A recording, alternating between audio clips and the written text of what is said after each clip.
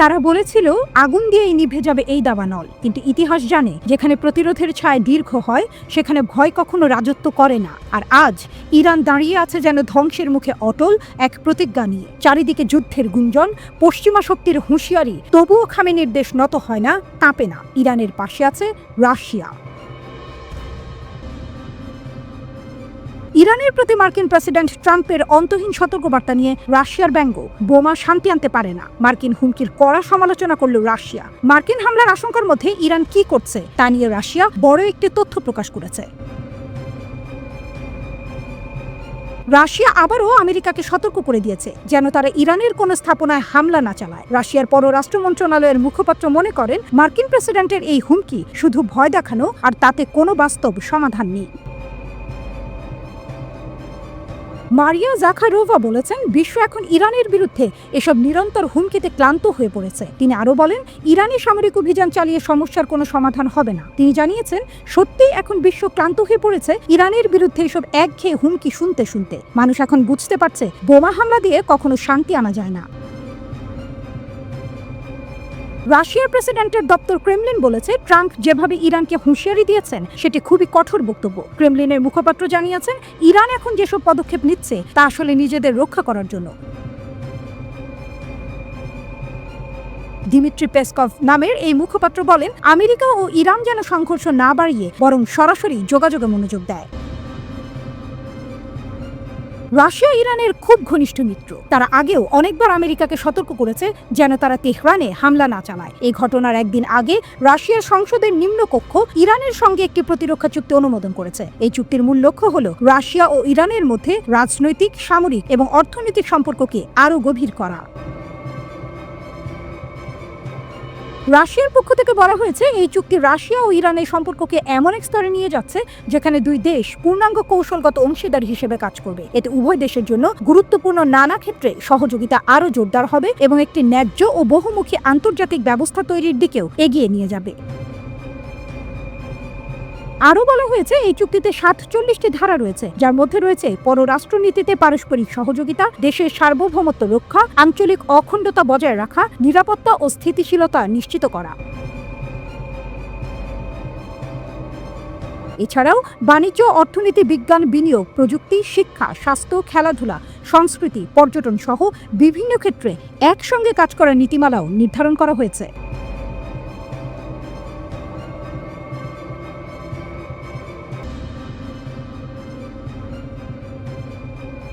মধ্যপ্রাচ্য এখন এক ভিন্ন রকমের পুনর্বিন্যাসের মধ্য দিয়ে যাচ্ছে, যা ইরানকে একটি নতুন ও ঝুঁকিপূর্ণ অবস্থানে ঠেলে দিয়েছে। আটলান্টিক কাউন্সিলের বিশ্লেষণ উত্তপ্ত পরিস্থিতিতে যেসব বিষয় গুরুত্বপূর্ণ ভূমিকা রাখছে সেগুলো হলো মার্কিন সেনা মোতায়েন এবং তাদের আধুনিক অস্ত্র ব্যবস্থার সমন্বয়, আমেরিকা ও ইসরায়েলের জনগণের মধ্যে তৈরি হওয়া মনোভাব,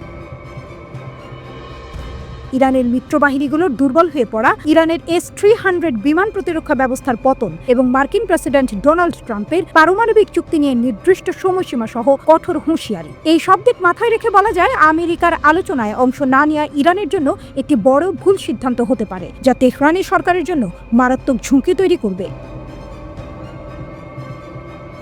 ট্রাম্প আলোচনার মাধ্যমে সমাধান চাইলেও এই আলোচনার জন্য নির্ধারণ করা হয়েছে 2025 সালের মে মাসের মাঝামাঝি একটি সময়সীমা। পাশাপাশি 2015 সালের পরমাণু চুক্তির কিছু শর্ত শেষ হওয়ার সঙ্গে যুক্ত আরেকটি সময়সীমা রাখা হয়েছে অগাস্টের মাঝামাঝি। এই সময়সীমা কোনো মিথ্যা হুমকি নয়, এটি এক প্রকার রাজনৈতিক ও সামরিক কৌশল যার যুক্তরাষ্ট্রের সুবিধাকে সর্বোচ্চ পর্যায়ে নেওয়ার জন্য তৈরি। ট্রাম্প প্রশাসন তার সর্বোচ্চ চাপ নীতির অধীনে ইরানের ওপর আগের নিষেধাজ্ঞাগুলো আবার কার্যকর করেছে এবং ইরানের তেল রপ্তানিকে প্রধান লক্ষ্য হিসেবে নিয়েছে। এবার এই চাপের সঙ্গে সামরিক প্রস্তুতিও যুক্ত হয়েছে যাতে ভুল ব্যাখ্যার কোনো সুযোগ না থাকে। ট্রাম্পের প্রথম মেয়াদে এই সর্বোচ্চ চাপ নীতি ইরানকে আলোচনা টেবিলে আনতে পারেনি, কিন্তু এবার পরিস্থিতি আলাদা। এখন ইরানের অর্থনীতি ভেঙে পড়েছে, তার মিত্ররা দুর্বল হয়ে পড়েছে এবং তাদের প্রতিরক্ষা ব্যবস্থাও হুমকির মুখে। এখন সবকিছু এমনভাবে মিলে গেছে যা আগে কখনো ঘটেনি। ফলে ট্রাম্প এবং ইসরায়েলের প্রধানমন্ত্রী নেতানিয়াহু উভয়ই ইরান আলোচনায় না এলে শক্তিশালী প্রতিক্রিয়া দেখানোর জন্য প্রস্তুত। ইয়েমেনে হুথিদের বিরুদ্ধে সামরিক অভিযানের পাশাপাশি ইরানের পারমাণবিক কার্যক্রম নিয়ে সম্ভাব্য সংঘাতের কারণে মধ্যপ্রাচ্যে আমেরিকার সামরিক উপস্থিতি অনেক বেড়ে গেছে। ওয়াশিংটনের এই মোতায়েনের উদ্দেশ্য হলো একদিকে সম্ভাব্য হামলা ঠেকানো এবং অন্যদিকে যে কোনো প্রয়োজনে হামলার প্রস্তুতি রাখা। বর্তমানে ইউএসএস কার্ল ভিনসন সহ দুটি বিমানবাহী রণতরীর স্ট্রাইক গ্রুপ এই অঞ্চলে অবস্থান করছে। এছাড়াও ভারত মহাসাগরের ডিয়েগো গার্সিয়াতে আরও যুদ্ধবিমান মোতায়েন করা হয়েছে। এর সঙ্গে রয়েছে B-2 স্টিলথ বোমারু বিমান, আরও ফাইটার জেট এবং পুরো মধ্যপ্রাচ্য জুড়ে যুক্তরাষ্ট্রের কৌশলগত ঘাঁটিগুলোতে বসানো হয়েছে আধুনিক ক্ষেপণাস্ত্র প্রতিরক্ষা ব্যবস্থা। এইসব সামরিক সরঞ্জাম শুধু বাহ্যিক প্রদর্শনী নয়, এগুলোর সক্ষমতা বাস্তব এবং শক্তিশালী। B-2 বোমারু বিমান বিশেষভাবে তৈরি হয়েছে এমন প্রতিরক্ষা ব্যবস্থা ভেদ করে গভীর লক্ষ্যবস্তুতে হামলা চালানোর জন্য, যেমন ইরানের পারমাণবিক স্থাপনাগুলো। যুক্তরাষ্ট্রের বসানো ক্ষেপণাস্ত্র প্রতিরক্ষা ব্যবস্থা তৈরি করা হয়েছে ইরান যদি পাল্টা হামলা করে তা প্রতিরোধ করার জন্য। সব মিলিয়ে এটা শুধু ট্রাম্প প্রশাসনের শক্তি প্রদর্শন নয়, এটি একটি কার্যকর এবং বাস্তব সামরিক বিকল্প হিসেবে গড়ে উঠেছে।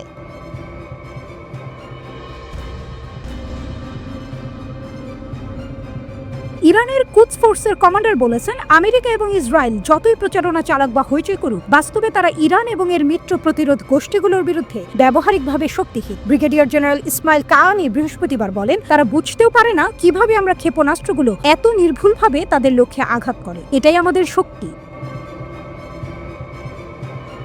গত বছর এপ্রিল এবং অক্টোবর মাসে ইরান ইসরায়েলের দখল করা অঞ্চলের ভিতরে সামরিক ও গোয়েন্দা লক্ষ্যবস্তুতে ক্ষেপণাস্ত্র হামলা চালিয়েছিল। ইরানি কর্মকর্তারা বলেছেন, এই হামলাগুলোতে তারা তাদের সামরিক শক্তির মাত্র একটি অংশ ব্যবহার করেছেন। যদিও পশ্চিমা সামরিক বিশ্লেষকরা বলছেন, ভবিষ্যতে এই ধরনের হামলা আরও জটিল হতে পারে এবং আরও বেশি ক্ষেপণাস্ত্র ব্যবহার করা হতে পারে। ইরানের Islamic revolutionary guard corps IRGC গত সপ্তাহে একটি নতুন ভূগর্ভস্থ ক্ষেপণাস্ত্র মেগাসিটি উন্মোচন করেছে। মার্কিন প্রেসিডেন্ট ডোনাল্ড ট্রাম্প যখন ইরানকে হুমকি দেন যে তারা আমেরিকার দাবি না মানলে বোমা হামলা চালানো হবে, তারপরেই এই মেগাসিটি প্রকাশ করা হয়। ইরানের সশস্ত্র বাহিনীর প্রধান মোহাম্মদ বাঘেরি বলেন, ইরান তার প্রতিরক্ষা শক্তি এত দ্রুত গতিতে বাড়াচ্ছে যা শত্রুরা ধরতেই পারছে না। জেনারেল কাহানি স্বনির্ভরতা এবং অভ্যন্তরীণ উৎপাদনের উপর গুরুত্ব আরোপ করেন। তিনি এই অঞ্চলের প্রতিরোধ গোষ্ঠীগুলোর প্রশংসা করে বলেন, তাদের হাতে কম সম্পদ থাকলেও তারা উন্নত প্রযুক্তির শত্রুদের মোকাবিলা করতে সক্ষম হয়েছে। যেমনটি আমরা লেবানন এবং ইয়েমেনে দেখেছি, প্রতিরোধ বাহিনী কম শক্তি নিয়ে সবচেয়ে বেশি আঘাত হেনেছে শত্রুদের উপর। কাহানি জানিয়েছেন, প্রতিরোধ ফ্রন্টের সবচেয়ে বড় বৈশিষ্ট্য হলো যে কেউ তাদের সঙ্গে যুদ্ধ করতে আসে সে একে আরো শক্তিশালী করেই ফেলে। যে ইয়েমেনি যুবকেরা যুদ্ধের শুরুতে ইহুদিবাদী শাসকদের নাগালে পৌঁছাতে পারেনি, তারা 1 বছরের মধ্যে তাদের ক্ষেপণাস্ত্রের পাল্লা 600 থেকে 700 কিলোমিটার পর্যন্ত বাড়িয়ে ফেলেছে। জেনারেল কাহানির মন্তব্য, এই রকম অগ্রগতি পৃথিবীর আর কোথাও দেখা যায় না। আজ প্রতিরোধ ফ্রন্টের যা কিছু আছে তা তাদের নিজস্ব প্রচেষ্টা এবং উদ্ভাবনের ফল।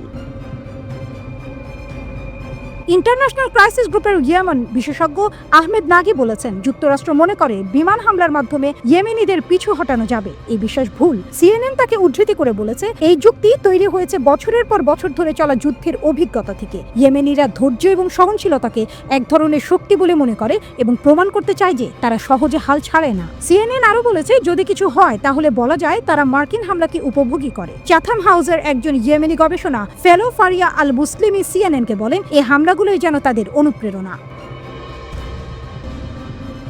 মার্চের মাঝামাঝি থেকে ইয়েমেনি যোদ্ধারা ইসরায়েলের দিকে 1 ডজন ব্যালিস্টিক ক্ষেপণাস্ত্র ছুঁড়েছে এবং গাজা ও পশ্চিম তীরে ফিলিস্তিনিদের উপর প্রতিদিন ঘটে চলা গণহত্যা এবং অন্যান্য নৃশংসতার বিরুদ্ধে প্রতিক্রিয়া হিসেবে মার্কিন নৌবাহিনীর জাহাজ লক্ষ্য করে ড্রোন ও ক্ষেপণাস্ত্র নিক্ষেপ করেছে। জেনারেল কাহানি শত্রুদের উদ্দেশ্যে বলেন, তোমাদের অপরাধ কোনোদিন ভোলা হবে না। নারী ও শিশুদের হত্যা করা, নিরস্ত্র মানুষের ঘরবাড়ি ধ্বংস করা কোনো দক্ষতা বা শক্তির প্রমাণ নয়, বরং এটি তোমাদের দুর্বলতা ও অসহায়ত্বের পরিচয়। কাহানির মতে, 1.5 বছর ধরে চলা বড় ধরনের যুদ্ধের মধ্যেও গাজা উপত্যকা এখনো অটলভাবে টিকে আছে। তিনি বলেন, এই ধরনের দৃঢ়তা গাজার জনগণের ইচ্ছা শক্তিরই প্রতিফলন।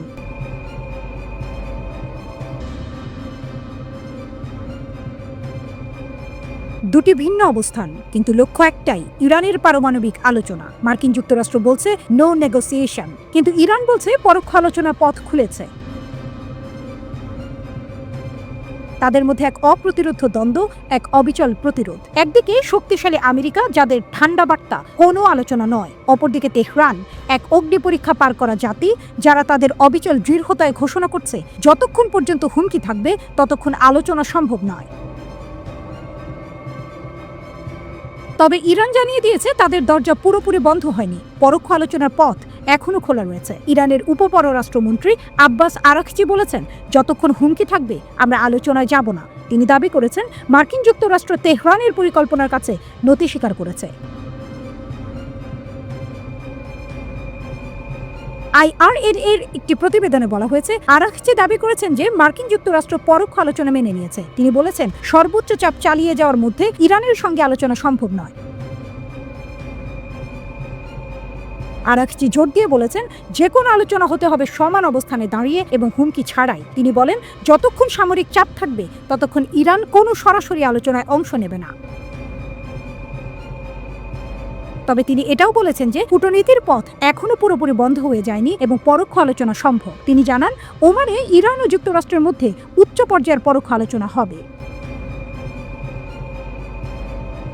এই ঘটনা ঘটেছে এমন এক সময়ে যখন যুক্তরাষ্ট্র এই সপ্তাহে ইরানের পারমাণবিক কর্মসূচির বিরুদ্ধে নতুন নিষেধাজ্ঞা আরোপ করেছে। মার্কিন ট্রেজারি বিভাগ 5টি সংস্থা ও এক ব্যক্তির ওপর নিষেধাজ্ঞা জারি করেছে যারা পারমাণবিক কর্মকাণ্ডে যুক্ত ছিলেন।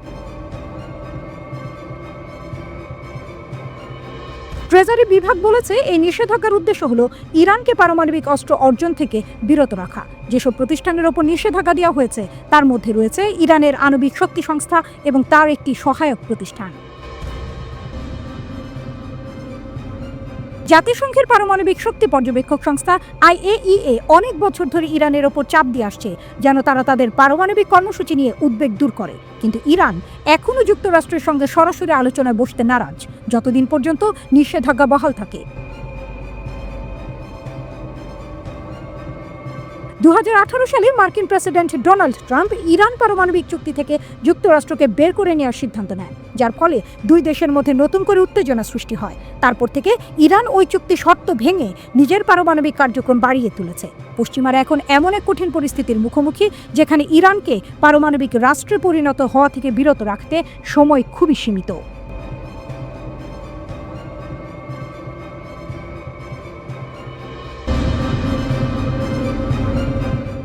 ইরানের পারমাণবিক কর্মসূচি কি এবং আমেরিকা কি চায়? রিপোর্ট বিবিসির। ইরানের পারমাণবিক কর্মসূচি নিয়ে নতুন চুক্তি করার জন্য কয়েক বছর পর শনিবার আমেরিকা ও ইরান প্রথমবারের মতো আলোচনা করতে বসেছে। 2018 সালে আমেরিকার প্রেসিডেন্ট ডোনাল্ড ট্রাম্প ইরান ও বিশ্ব শক্তিগুলোর মধ্যে করা আগের পারমাণবিক চুক্তি থেকে আমেরিকাকে সরিয়ে নেন। আবারও ইরানের ওপর কঠোর অর্থনৈতিক নিষেধাজ্ঞা আরোপ করেন। এতে ইরান খুবই রাগান্বিত হয়। যদি নতুন আলোচনা ব্যর্থ হয় তাহলে সামরিক ব্যবস্থা নেওয়ার হুমকি দিয়েছেন ট্রাম্প। ইরানকে কেন পারমাণবিক অস্ত্র ব্যবহার করতে দেওয়া হচ্ছে না? ইরান বলছে তাদের পারমাণবিক কর্মসূচি শুধুই শান্তিপূর্ণ কাজে ব্যবহারের জন্য। তারা জোর দিয়ে বলছে তারা পারমাণবিক বোমা বানানোর চেষ্টা করছে না। কিন্তু অনেক দেশ এবং বিশ্বব্যাপী পারমাণবিক কর্মসূচির নজরদারি করে এমন সংস্থা যেমন আন্তর্জাতিক আণবিক শক্তি সংস্থা IAEA এই কথা বিশ্বাস করছে না। 2002 সালে জানা যায় ইরানের কিছু গোপন পারমাণবিক স্থাপনা আছে। তখন থেকে সন্দেহ শুরু হয় ইরান আসলে কি করতে চাইছে। পশ্চিমাদের অভিযোগ, ইরান পারমাণবিক অস্ত্র বিস্তার রোধ চুক্তি NPT লঙ্ঘন করেছে। এই চুক্তিতে ইরান সহ প্রায় সব দেশ স্বাক্ষর করেছে। এই চুক্তি অনুযায়ী দেশগুলো চিকিৎসা, কৃষি এবং বিদ্যুৎ উৎপাদনের মতো শান্তিপূর্ণ কাজে পারমাণবিক প্রযুক্তি ব্যবহার করতে পারবে, কিন্তু পারমাণবিক অস্ত্র বানাতে পারবে না। ইরানের পারমাণবিক কর্মসূচি কতটা এগিয়েছে?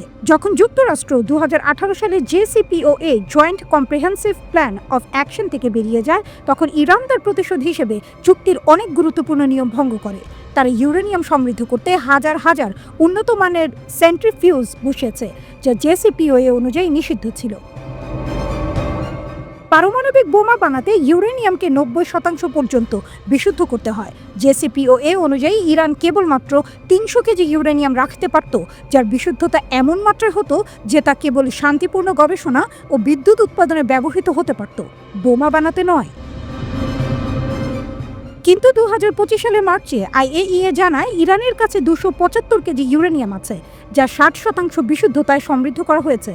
ইরান যদি এটি আরও বিশুদ্ধ করে তাহলে তা দিয়ে প্রায় 6টি পারমাণবিক বোমা বানানো সম্ভব। আমেরিকান কর্মকর্তারা বলছেন ইরান এক সপ্তাহেরও কম সময়ের মধ্যে একটি বোমা বানানোর মতো ইউরেনিয়াম তৈরি করতে পারে। তবে পুরো একটি পারমাণবিক অস্ত্র বানাতে ইরানের 1 বছর থেকে 18 মাস সময় লাগতে পারে। কেউ কেউ বলছেন 6 মাস বা তারও কম সময়ে একটি প্রাথমিক অস্ত্র বানানো সম্ভব। কেন চুক্তি থেকে সরে এসেছিলেন? 2010 সাল থেকে জাতিসংঘ, আমেরিকা ও ইউরোপীয় ইউনিয়ন ইরানের ওপর কঠোর অর্থনৈতিক নিষেধাজ্ঞা দেয়, কারণ সন্দেহ করা হচ্ছিল যে ইরান বোমা বানানোর জন্য এই কর্মসূচি ব্যবহার করছে। এই নিষেধাজ্ঞার কারণে ইরান তেল বিক্রি করতে পারেনি এবং তাদের প্রায় $100 বিলিয়ন বৈদেশিক সম্পদ আটকে দেওয়া হয়েছে।